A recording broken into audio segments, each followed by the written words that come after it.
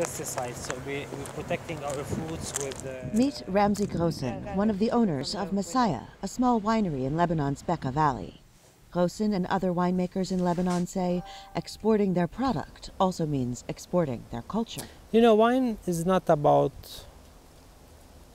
just a product, it's about the people behind the wine that makes a difference. That's what makes a difference. First of all, my brother and I are from the war generation. The war, I mean the 75, 92 period.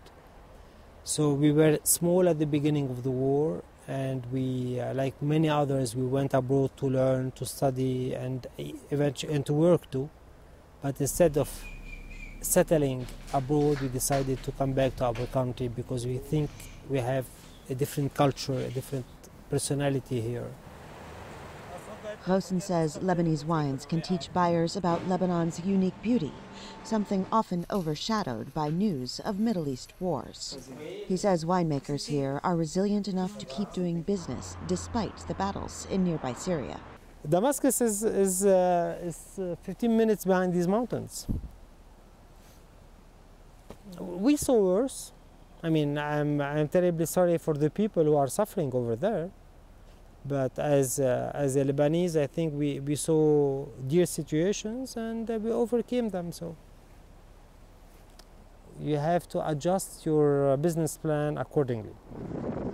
Across the street from the vineyard is a stark reminder of just how much plans have changed for businesses in Bekaa since the Syrian war began in 2011.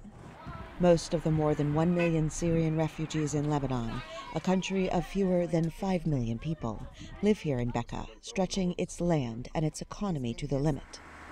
But at one of Lebanon's oldest and largest wineries, Domaine des Tourelles, co-owner Fauzi Issa says business is thriving in this region, with Lebanese wines gaining international acclaim and dozens of wineries opening their doors.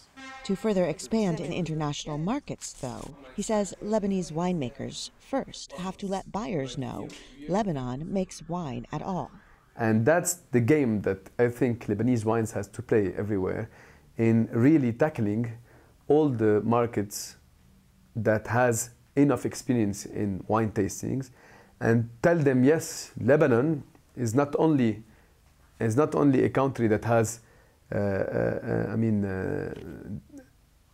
current problems. No, we have beautiful wines. We have people that really can produce great wines and can be exported.